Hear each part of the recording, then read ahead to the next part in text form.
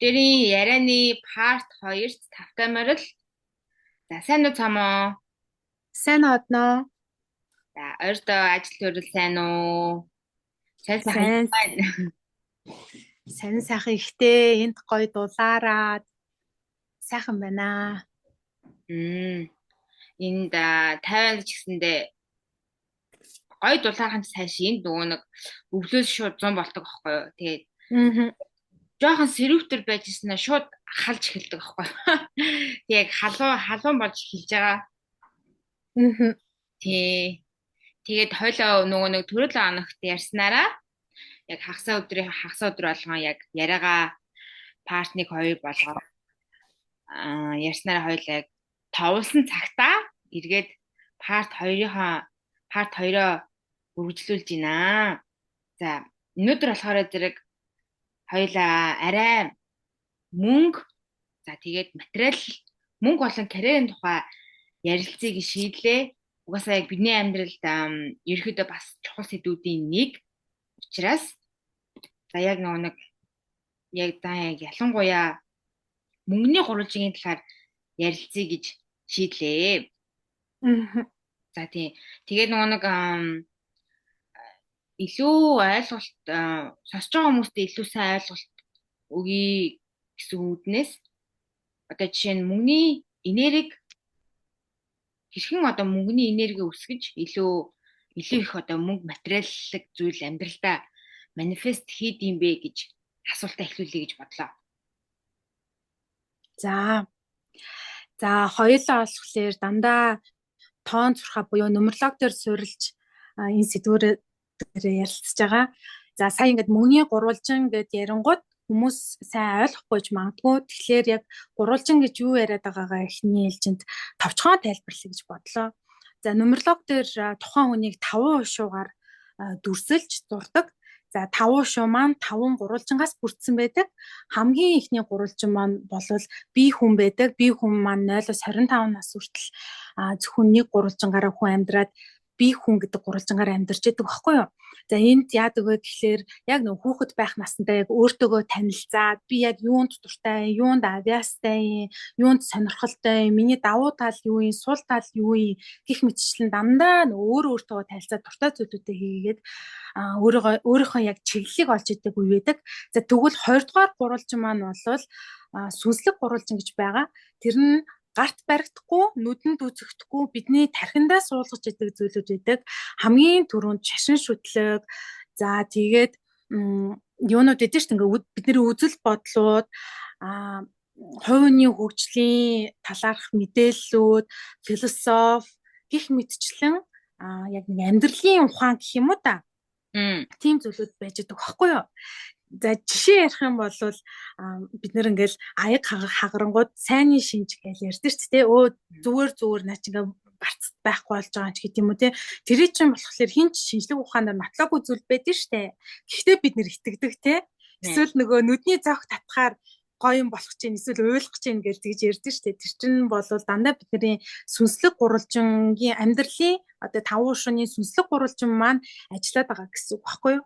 За тэгвэл дараагийн гурвалжин нь болохоор бидний өдөр тутамдаа хийж байгаа зүйл буюу материаллык мөнгө карьерийн гурвалжин байдаг. Мөнгө карьерийн гурвалжинд хамгийн түрүүнд бидний сурах одоо мэргэжлэр сурдаг шүү дээ. Ихтэй сургуульд сурж байгаа. Тэгээд тэр мэргэжлэр ажиллах бид нар чинь нас биеийн түрээд ихэнх цагаа ажил хийж өнгөрүүлдэг шүү дээ. Тэгэхээр ажил хамгийн түрүүнд явдаг. Тэгээд чөлөөт цаг буюу чөлөө цагаараа хийж байгаа хоббигоороо хийж байгаа зүйлүүд, спортоор хичээллэх, за тэгээ найзуудтайгаа уулзах, хүүхдүүдэд харах, хүүхдүүдэд зөөх, за бид нар хувийн ажил хөөцөлж чинь гэж яриад байдаг шүү дээ. Байшин авах, зугаалах, зээл хөөцөлдөх гих мэтчлэн бүх зүйлүүд өдөр тутамдаа хийж байгаа бүх зүйлүүд ордог.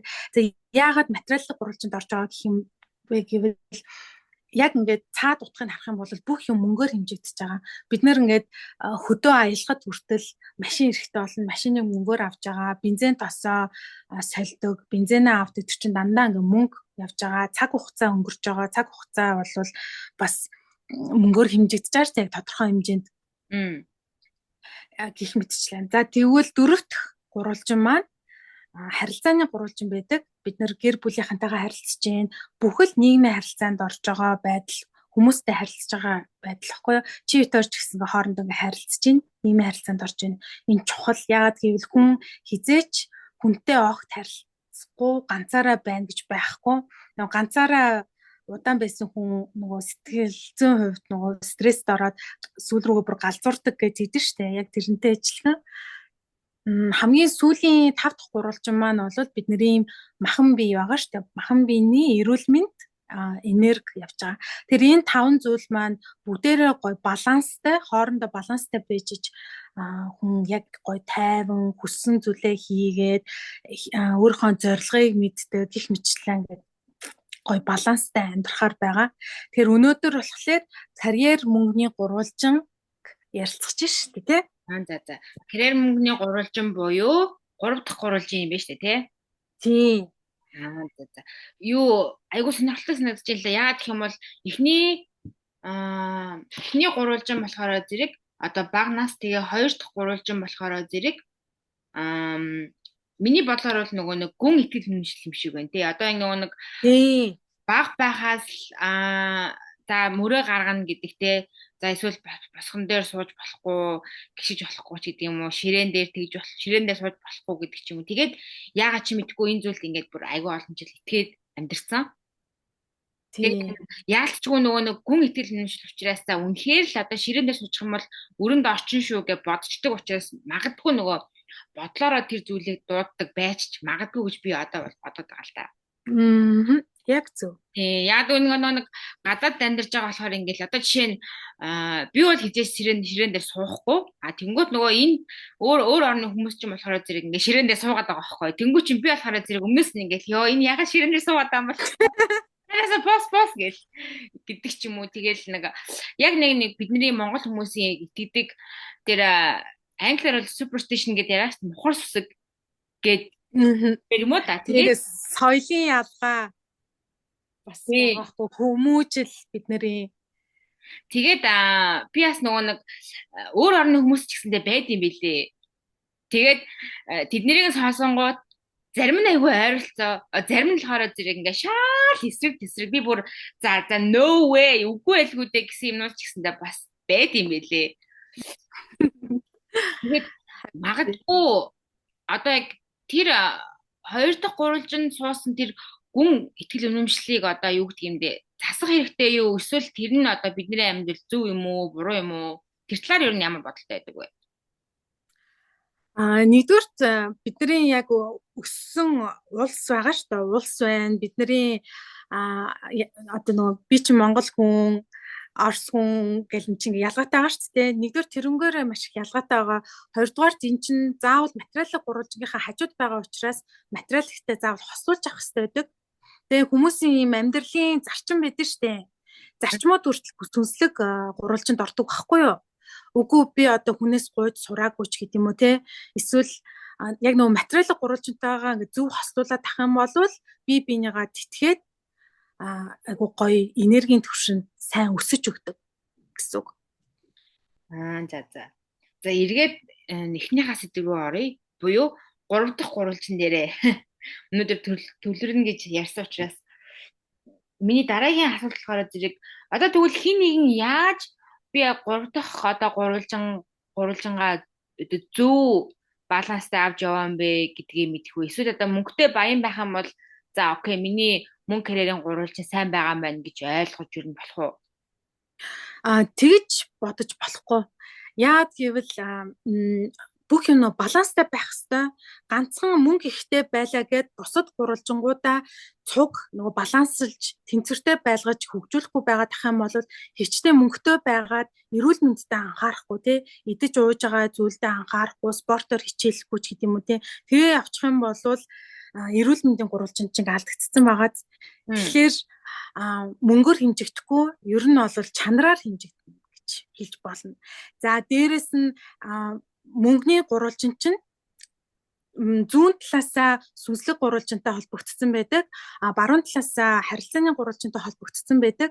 Тэгэхээр мөнгө гээл ганцхан мөнгө карьерийнхаа гурвалжин өсгөөд ах юм бол харилцаагаа тоохгүй яваад ах юм бол ийм хүмүүс идэв штэ ингээд лаг бизнесмен лаг мундаг дарга тэгсэн мэтлээ тэр хүнтэй харилцахад хэцүү байдаг штэ хүмүүс жоохон харилцах дурггүй эсвэл нөгөө төршлөл хийх дурггүй байдаг штэ энэ уул нь болвол ингээд ажилтай сайн мөртлөө харилцахад айгүй хэцүү юм байлээ ч гэдэг юм уу те тэгэхээр аль алин л баланстай л байлгах гэсэн үг.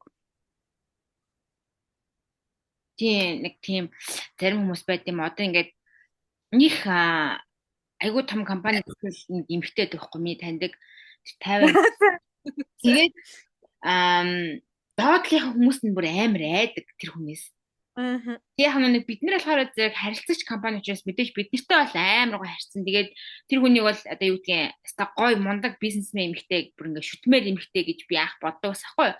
Тэгээд нэг олон жил харилцаж бизнес хийдэг болсны дараа нөгөө доотлынхаа хүмүүсийг бас бага таньдаг болно шүү дээ. Тэнгүүд доотлынхаа хүмүүс нь тэр хүнээс бүр амар айдаг, бүр ингээ амар айдаг. Тэгээд одоо юу гэх юм бэ? Миний ингээ ажилласнаар тэр хүн жоохон бие муутай. Гэтэ нэг тийм айгу ойроор хөвдөж мөгдөгч гэдэг юм уу. Тэгээд би тэр үед болохоор зэрэг юу гэж анзаарсан бэ гэх юм бол ер нь бол ингээ хүн төгс биш юм байна. Тэгээ хичнээн ингээд амарлаг бизнестэй айгу том компанид ажилласандээ бие муутай байгаа чинь бас тэгэл хэцүү шүү дээ тий. Яг баян юм уу гэхэд хэцүү ингээ уусаа эрүүл мэнд чинь хамгийн чухал шүү дээ.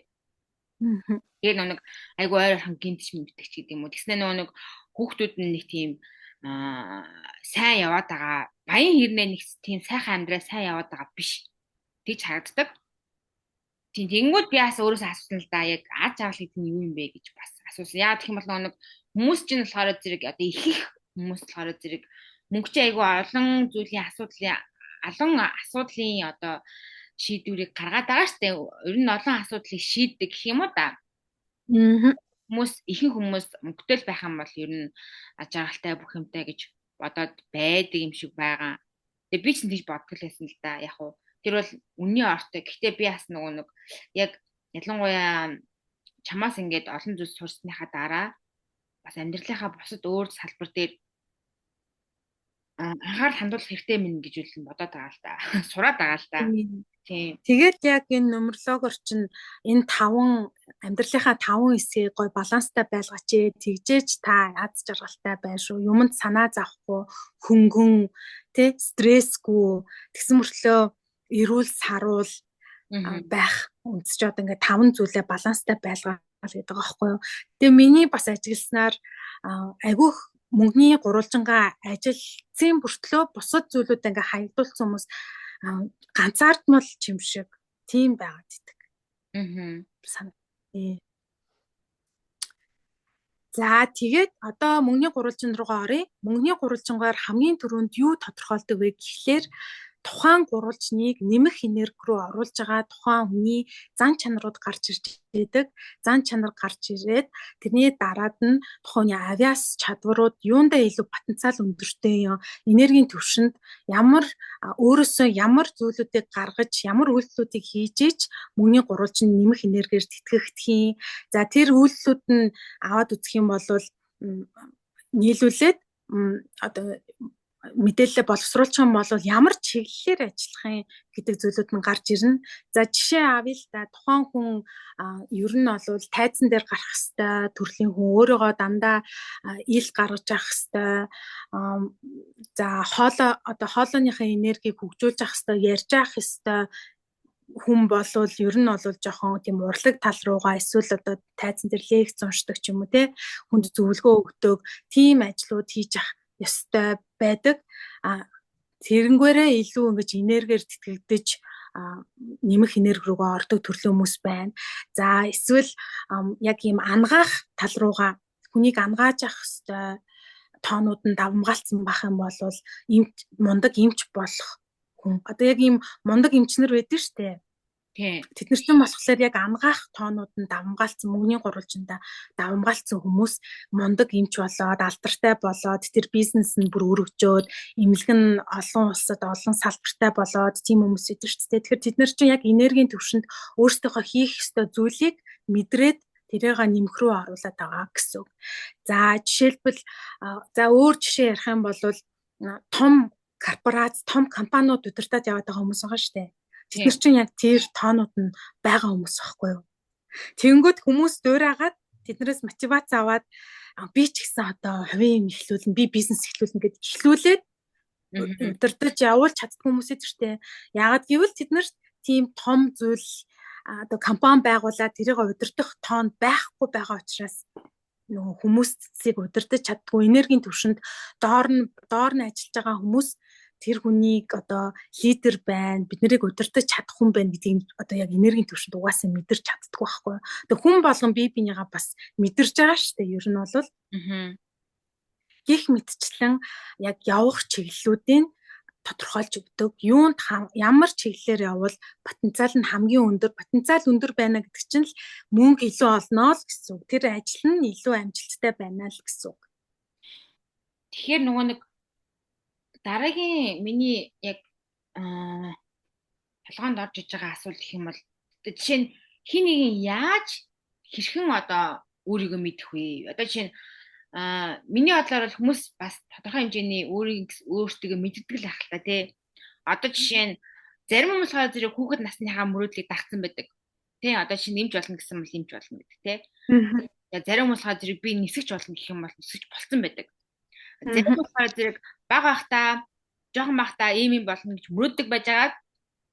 За тэгээд үгүй одоо энэ жишээ нь чи бол нэмж болоод димээ. Тэг эцэгийнхаа зөвлөгөөгөөр дагаад тэгээд одоо хуульч болч гэдэг юм эсвэл инженер бол илүү сайн мөнгө олно гэл. Тэгээд нөгөө хүмүүс мэрэгчлээ буруу сонгочдөг штеп. Тий. Тэгээд тэгэнгүүт яг ингээд одоо юу гэдгийг нумерологи талаасаа зөвлөгөө авах боломжгүй ч гэдэг юм уу эсвэл авч үзэж байгаагүй ч гэдэг юм уу. Тийм хүмүүс одоо жишээ нь хэрхэн би яг зөв мэрэгчлээ сонгоцсон юм байна эсвэл яг би яг зөв нөгөө нэг мөнийхөө гурвалжинг одоо нэмэх рүү оруулах чиглэлээр ингээд яг зөв юм хийсэн юм байна эсвэл би яг буруу юм руу хийсэн юм байна гэдгийг яаж юу хүмүүс мэдтiin бэ? За нумерологоор бол угаасаа андшгүй хэрвээ та ажилдаа явах дурггүй ажил дээр ингээд маш их ядардаг.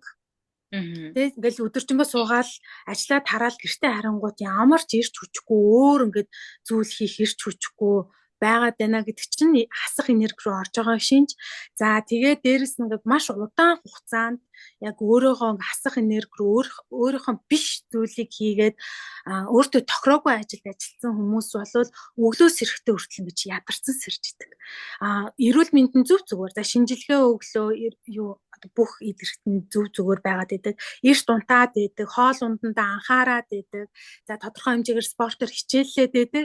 Гисэн хэрнээ бүр цаанаасаа л нэг юм ирч хүчгүй, энерггүй босоход хэцүү тийм үе байгаа дэвэл ер нь бол таны хийж байгаа ажил буюу одоо ихэнх цаг ажил дээр өнгөрөөж байгаа штэ. Тэр зүйл чинь биш байна л гэсэн үг. Тэгэл тодорхойлчихно.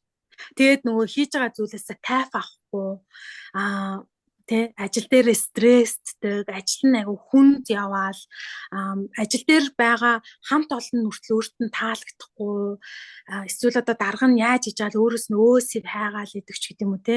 Тийм зүйлүүдээр анзаарч болно. Тийм болохоор магадгүй нөгөө нэг аз жаргалын нэг хэсэг нөгөө нэг зөв очлоо гэд хийдэг дуртай зүйлээ хий гэдэг нь бас тэрнтэй холбогдож байж магадгүй те. Тийм шүү дээ. Нөгөө нэг бүх зүйл учиртай гэдгийг би бол сүүлүүд амар амьдралынхаа жишээн дээр мэдрээд байгаа гэх юм уу та. Яг тийм одоо шинэ баг бахта ямар нэгэн байдлаар нэг хийжсэн зүйл маань миний одоогийн зорилготой холбоотой юм шиг хаяа санагддаг. Яагаад ч юмдгүй би ингээд нөгөө нэг дундаа ингээд байхад манай багш яажсэн байхгүй юу? Али одноо чи мэтгэлцээнд ороодох гэл. Тэгэл эцэнт нь ингээл нөгөө жоохон хөвгт учраас ямар ч тийм нөгөө нэг айдас байхгүй шатах болов яах болов гэснээр тийм бод байхгүй багш хэлсэн юм чи за гэл тэгээ шууд мэтгэлцээнд ороод амарлаг орж исэн заяа нэг юм байхгүй штэ тэгснээр дараа нь манай багш намайг али тэгвэл чи одоо юу яах илтгэл тавиадах гэ би нэг хэсэг илтгэл тавьдаг байсан. Тэгээд би ингээ бодонгод би багтаа ийм их үзүүлэлт ингээ ерөөсөө айдасгүй айгүй сайн ингээ шууд тайсан дээр гараад ярьж мэрдэг байсан штэ гээд боддог байхгүй юу? Тэгээ одоо болохоор зэрэг ингээ бас яг олны өмнө яриад камерын өмнө ярин гот мэдээж нөгөө нэг баг ясан шиг тийм нэг өста хизээ язааны нүр хагарсан хүн шиг байгаа болцсон л доо. Тэг би ингээд өөрийгөө ингээд бодонгууд уул нь бол би яг ийм аяастай байна гэж би өөрийгөө харааддаг аахгүй юу. Тийм. Тэгээд нөгөө нэг юм болгох учиртай гэдэг нь магадгүй миний нөгөө нэг дуудлага маань тийм байсан байж магадгүй. Тэгээд би арай өөр зүйл хийгээд аваад яваад байгаа юм болов уу гэж би бас хай өөрийгөө боддог. Тийм зүгээр л миний туршлага шүү гэх шиг. Чамаа ингэ яасан чинь зүгээр яг тэр нөгөө ярмаар санагдаад ба. Тийм тэр хэсгийн маань нөгөө нэг юу хөндөж байна. Яагаад гэх юм бол нөгөө нэг юу гэх юм бэ? Хүн одоо бага насныхаа дурсамж руу жоохон орлоо л доо. Тийм штэ. Нөгөө одоо бага насаа дурсаж байна гэдэг чинь болохоор юу одоо ингэ би чамаа тодорхойлж чадчих байгаа байхгүй юу? Би хүний гурвалж маш хамгийн анхны гурвалжин дээрээ айгуу гоё нөгөө нэмэх рүү ороод нөгөө гоё яриад, ихтгэл тавиад, мэтгэлзээдэж чадсан байгаа байхгүй юу? Тэгээ энэ тоонууд чинь материалын гурвалжин дээр байж л идэг. Яагаад тэгэхээр бүх гурвалжин маань хоорондоо уялдаа холбоотой байгаа. Тэнгүүд яагаад ч юм ямар нэгэн шалтгаанаар тэрийг бол чи одоо өөрөө сайн бодох юм бол гарч ирэх л ах өөрийгөө хайрцаглаад би ярихгүй юм байна. Тэрийг орхигдуулсан байгаа байхгүй юу? Тэгээд хасах энерги рүүгээ оруулчингууд тэрийг дурсдаг байхгүй юу? Одоо хөгшчүүл ч гэсэн юу яадаг штэ ярьдэн штэ гэл 80 90 наслсан ч гэсэн гэл ач зэнэрт ярьдэн штэ нэмэнэстэ нэрэ залуу байхдаа ийстэ ингэж дуулаад ингэж яриад ийм юм хийдэг гэсэн шүлэг хүртэл уншдаг байсан би ийстэ нэрэ ингэх л ёстой байсан гэд харамсаад ярьдэн штэ. Тэгээ нөгөө цаг хугацаа үнэтэй шүү. Миний хүүхэд одоо дуртай амаа залуу байгаад ирээл хийгээд ав мэтлэн тийм юм ярьж байгаа хүмүүс болвол би хүнийхээ гурвалжин дээр өөрийгөө хайрцаглаад заа эсвэл одоо гадны нөлөөгөөр те өстой жинхэнэ аав ээж нь те үгүй чи эсвэл явахгүй чи эмч бол чи одоо аав чи эмч одоо удмаараа бид нэр эмч хийж байгаа чи аавынхаа мэрэгчлийг өвлөх ёстой ч гэдэг юм. Ингээ хайрцаглаад юу атсан одоо тэрийг хүсэжсэн зүйлүүдийг ингээ болиулсан байх юм бол тэгэхээр энэ бүх гурвалжин чинь насны туршид бид нартэй зүг байждаг гэсэн үг. Тэгэхээр миний найз ч гэсэн сая яг юм бие хүнийхээ гурвалжин дээр болсон үйл явдлаа ингээ сая хоёлаа ярилцж хахад гинт санаад дурсаад ярьж байна гэдэг чинь тэн дээр чинь бас нэг юм болсон байгаа учраас ярьж байгаа гэсэн. Харин гинт л тэр турсамжууд орж ирлээ. Одоо тэгвэл нь штэ. Одоо жишээ нь угаасаа ингээд тэгвэл бага насны одоо энэ хуу хүний гурвалжин мөнгөний гурвалжинтай холбоотой байгаа гэж юм чинь одоо жишээ нь хин нэгэн хүн гинт одоо ухаараач гэдэг юм уу те би инженер биш юм байна би инженер төрлийн юм хийхээр ингээд би ядаргаад байгаа юм байна хичнээн сайн мөнгө олгосондээ ингээд болохгүй байна би ингээд шал өөр одоо фриланс хийгээд одоо жишээ нь үнэхээр ихтгэл тавьдаг хүн юм байна ч гэдэг юм уу те би ингээ яриандаа сайн хүн юм байна гэх. Тэгээд шууд огцом карьераа солиод өөр юм хийж эхлэнгүүт мэдээж нөгөө нэг шинэ юм эхлэлтэй хүн чинь айдаг штэ би энэнгээр мөнгө олох болоо мэдээж л хүн юм чинь нөгөө амьд гарах одоо мөнгө чинь айгуу чухал штэ ажлаа хаяад өөр юм хийдэг болъё гэх тэгэнгүүт одоо жишээ нь тэгвэл бага насныхаа мөрөөдлийг дагаад өөр юм хийдэг болонгууд одоо мөнгөтэй болох тийм баталгаа байгаа юу ч гэх шиг баталгаа байгаа. Гэхдээ би хүмүүст юу гэж зөвлөгөө өгдөг вэ гэхлээр тухайн хүн тухайн ажил дээр бүр 10 жил ажилласан, 15 жил ажилласан тий. Гэт яг амьдралынх нь нэг хэсэг болцсон байхад шууд тэрийг хайчиж болохгүй штэ. Тэгэхээр бид нарт ажлаас гадна чөлөө цаг байгаа штэ. За өглөө инженер хүн бол өглөө 8-аас ажиллана эхлээд орой 6-аас дууслаа гэж бодъё. Тэгэхээр бид нарт чөлөө цаг байгаа, амралтын өдөр байгаа. Тэгэхээр тэр өөрийнх нь тэр хүүхэд насных нь мөрөөдөлтэй холбоотой зүйлүүдийг чөлөө цагаараа хийж эхлэх хэрэгтэй байхгүй юу? Тэгэхээр нөгөө энерги нь нэмэгдэж эхэлнэ гэсэн үг. Зарим хүмүүст бол ажлаа солихгүйгээр чөлөө цагаа л тэрнгээрээ нөхчих. Тэгэх юм бол ажил дээр ядрахаа болох байхгүй юу? Яагаад тэгэхээр тийм нөгөө ажил дээр хасах энерги авчдаг чөлөө цагаараа тэрийг нөхөх юм авах боломжтой байдаг байхгүй юу? Тэгэхээр тэрийг нь тодорхойлж өгнө. Тэгээд баг багаар тэр инженерийн мэргэжлийг би зөвлөх инженер гэж чөлөө цагаараа сошиал дээр ч юм уу зөвлөгөөгөө өгдөг. Яг тэр олон жил инженерээрээ шилжсэн гэдэг чинь маш их туршлага хоригдлуулсан байгаа шүү дээ. Тэр туршлагаа хуваалцах, өөрийнхөө нөгөө тэр давуу талыг юунд би илүү одоо мэрэгшсэн байгаа юм. Тэр давуу талаа ашиглаад хослуулаад байх боломжтой байхгүй. Миний хувьд болвол би бол шууд сольсон. Би чинь санхүүгийн менежментээр төгсөөл шууд мэрэгчлэрээ ажиллаж эхэлсэн. Цалингийн нягтлан хийж байгаа хөдөлмөрийн эдийн засагч болсон. Би яагаад энэ мэрэгчлэл рүү орсон бэ гэхлээр аав ээж маань тэр мэрэгчлэл рүү ер нь олвол хүчээр тулгсан. Тухайн үед тэр нөгөө конкурс өгдөн шүү дээ. Бид нэр яэш өгөөд тэрэндээ тэнцсэн байсан учраас одоо хайрын юм энийг заавал ашигла гэд явцсан байсан. Би өөрөө ч бас нөгөө тооны чиглэлтэй сайн. Одоо миний юг харах юм бол мөнгөний гурвалжинг харах юм бол тоотоо сайн ажиллаж чаддаг. Тийм учраас санхүүгийн мэрэгчлийг амархан эзэмшиж чадсан. Тэгээд одоо бол би ингээ нумерлог руу орсон байгаа байхгүй юу? Эн чинь бас тоо байхгүй юу? Нумерлогоороо тоонуудаа хүний төрсөн он сар өдрийг нэмж хасаад тэрийг ойлгоод тайлбарыг гаргаад хооронд нь хослуулад ажиллаж чадж байгаа маань болохоор тоотоо сайн ажиллаж чаддагтай байгаа байхгүй. Тэгэхээр би тооноос тоо руу шилжсэн. Гэхдээ шал өөр чиглэлийн тоо руу шилжүүлсэн.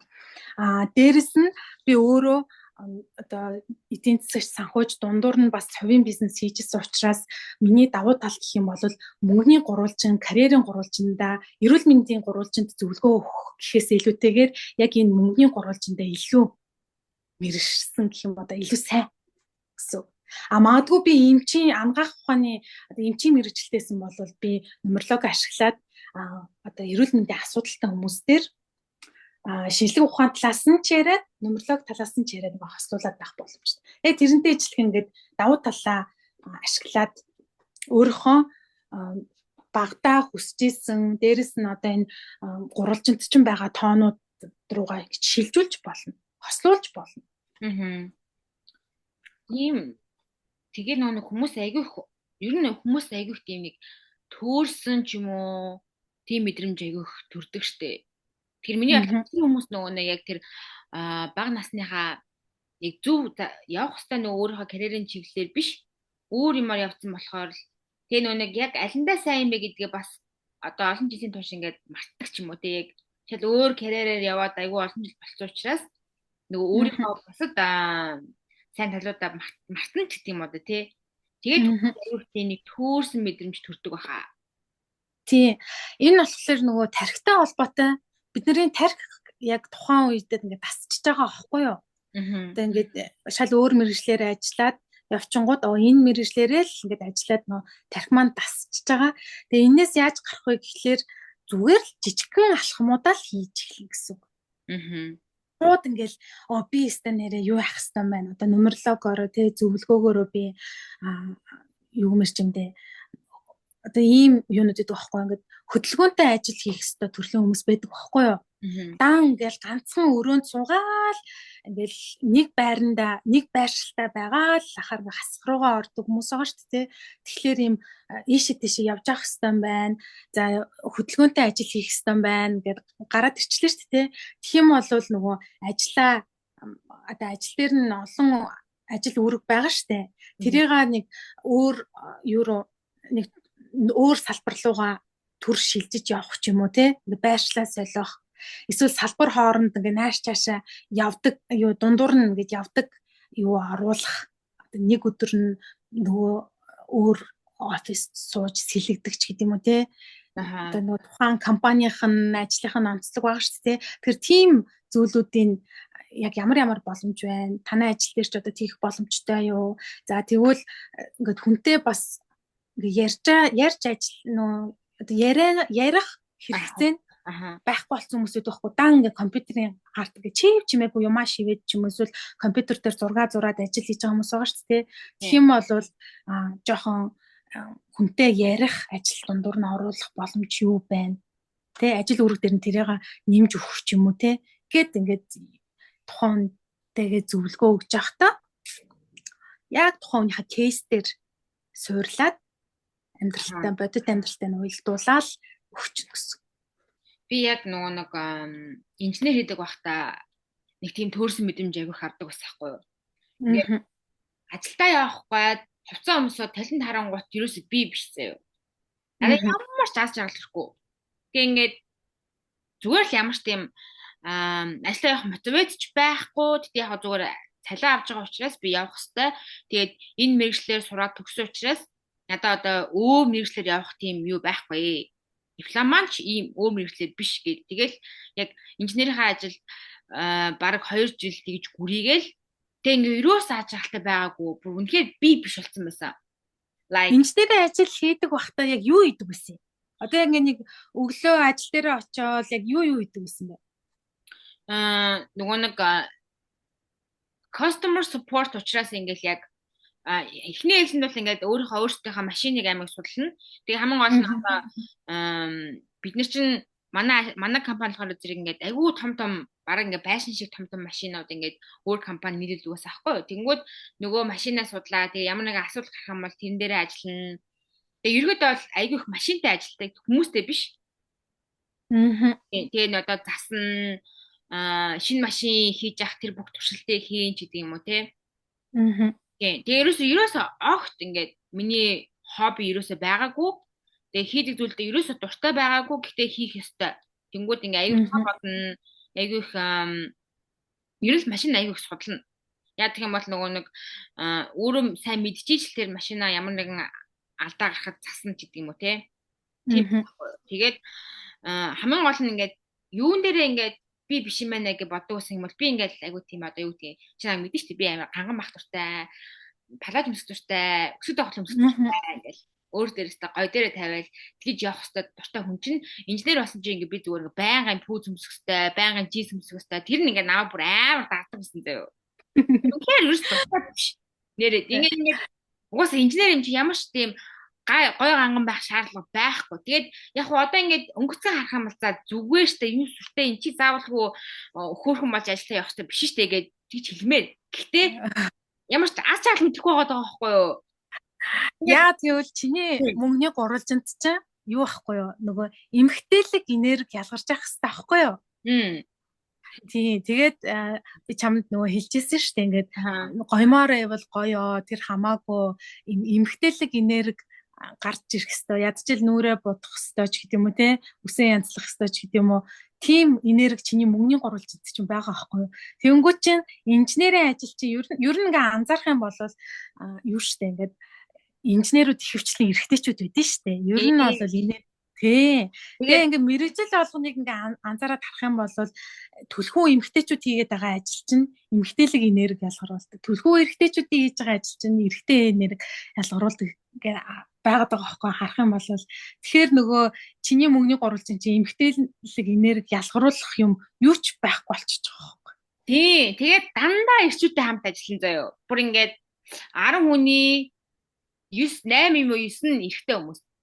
Тэгээ ингээд хүмүүс ингэ боддог ус ахгүй намайг ингээл чи ганц эмэгтэй нь ингээл ганц охин нь харж гоё юм шүү дээ баха хичүүдээр хүрээлүүлсэн нэг тэр яг үндэ үгүй заяо үнэхээр boring тэг ингээд тэдний ингээд яг хөө ингээл анх бол яг зүгээр ингээд сүулдэ ингээд удаан дунд байнгут ингээд тэдний ярьдаг жоок нь хүртэл инээдтэй биш заяо би бүр яа үнэхээр залхаж хэлжсэн тэгээд ажил дээр ингээд нөгөө өөр департаментийн өөр салбарын охтоотой ингээд жоохон юмараа сухаар амар гоё заяа ингээд эмэгтэй хүмүүс ч амар sweet амар хөөрхөн гоё үнэртэй ихтүүтэй ингээд эрэгтэй хүмүүс ч ингээд вааста нэр амар чанга орж ярьж мараа би бүр яа үгүй би яг тийж яддаг гэсэн. Гэхдээ нөгөө эрэгтэй хүмүүстэй маш сайн ажиллаж чаддаг эрэгтэй хүнтэй ажиллахаар илүү ажил нь урагшилдаг хүмүүс бол байдаг мөнгөний энергиээр. Тийм байдаг баха. Тэгээд би баг өөрөөсөө жил асуусан. Би яг юу хийх ёстой юм бэ? Би яг юундаа сайн юм бэ? Ингээд одоо төгссөн мэрэгжил маань шал өөр хахад би одоо ингээд надаа карьераа солих боломж байна уу гэж өөрөөсөө амар асуусан л та. Тэгээд нөгөө нэг удаа нэг өдөр гинт шийдсэн заяа. Нэг тийм пост уншсан баггүй юу? Одоо яг ингээд сүүлийн энэ 900-д залуучууд залуу хүмүүс 2 жил тутамд карьераа бүр 100% солидог болсон гэсэн тийм постыг уншаад би бүр тийм ээ би карьераа 100% солих надаа freedom байгаа. Зүгээр л өөр ажиллах хай гэ. Тэгээд би олон улсын бизнесийн чиглэлээр ажил хайж хэлсэн баггүй юу? Тэрний төгсмөр шал эсрэг штэ. Тэгээд яаж надад ажил олцсон. Тэгээд тэрэндээ амар баярлдаг, талархдаг. Гэтэ одоо хүртэл би өөрөөсөө асууж байгаа.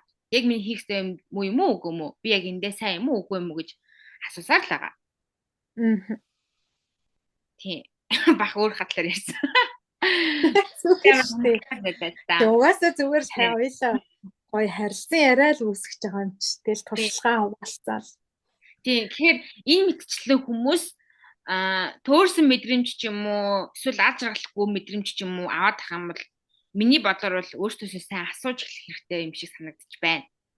Тийм. Тэгээ бас нөгөө ганцхан аз жаргал гэхгүйгээр одоо нөгөө ажил үйлсэн ингээл ерөөхдөө жоохон бүтэмжгүй ч гэдэг юм уу те хийж байгаа зүйл нь жоохон хэцүү байгаад хүн дээр бүтээд байвал бас ер нь өөрөөсөө асуух хэрэгтэй болж байгаа юм. Тэгэд энийг болвол юу аж болно? Юу нэмж оруулах юм? Одоо амьдралын юм аягт чинь одоо материалын карьерийн гурвалжин чи өөрөө өдөр тутамдаа хийж байгаа бүх зүйл орж байгаа гэдэг чаарч тий. Тэрийг оролт. Тэгээ одоо жишээлбэл сонирхолтой зүйл ярих юм бол зарим хүмүүс болохоор ингэдэг байхгүй. Заавал гэр бүл зохиож иж ажил карьер нөсдөг хүмүүс гэдэг байхгүй. Яг өөрийгөө олдог.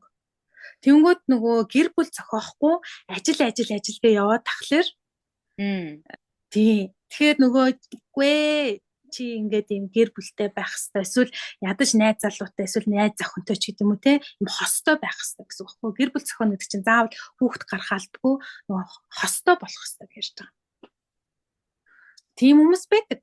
Зарим хүмүүс болохоор бас нөгөө амгаахын энерги гэдэг шиг багшлах хүнд мэдсэн сурсан зүйлээ заах зөв